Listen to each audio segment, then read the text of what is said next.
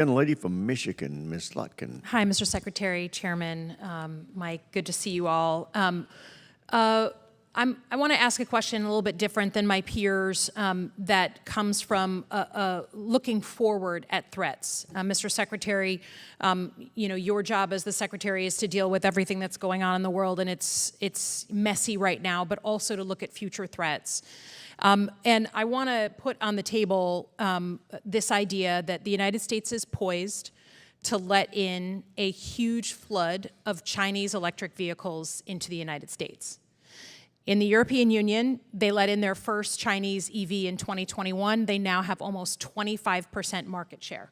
So all the cameras, light detection, LiDAR, radar, data collection, cameras, all the stuff that we have concerns about even putting on our military vehicles, right? Chinese origin equipment we would never put on our military vehicles are now poised to be flooded into the United States, driving around everywhere, collecting data on our military bases, on our key infrastructure.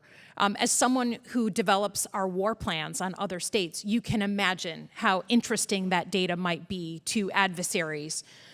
So I have a few questions. I asked similar ones to the Secretary of the Army when she was here.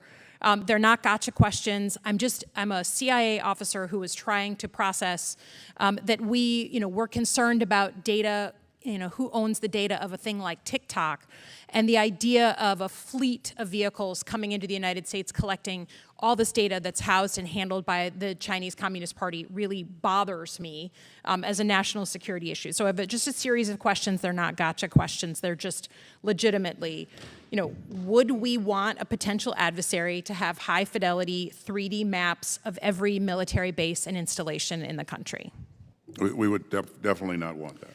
Would we want a potential adversary to have high-fidelity maps of infrastructure such as power plants, ports, highways, and bridges? Absolutely not.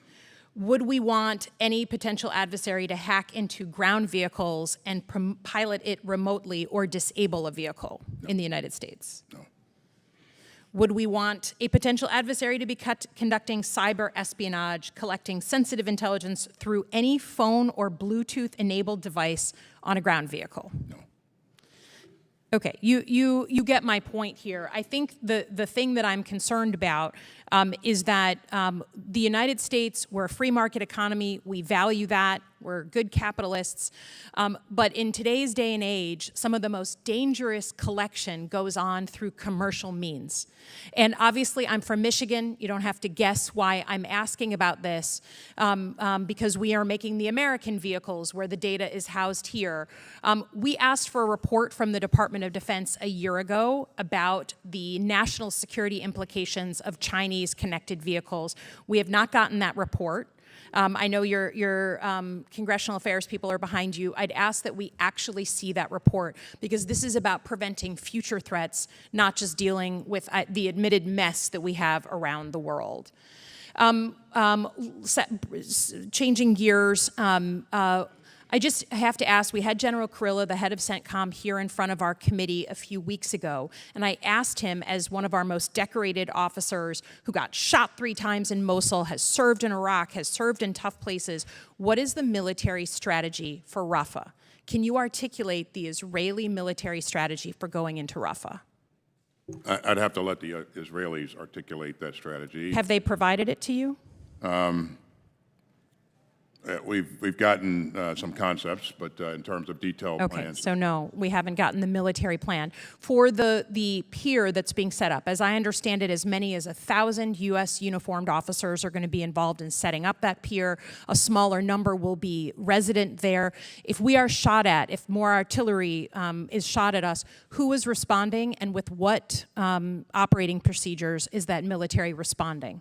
General Brown and I have spent quite a bit of time with General Kurilla working through our force protection plan, and I'm confident that he's put the right measures in place. Will the Israelis be responding if the United States is shot at? The Israelis will provide additional security in the area. That's right.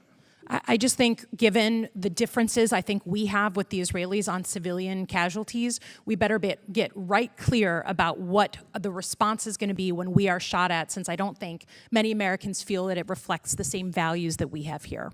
Thanks very much. Ladies,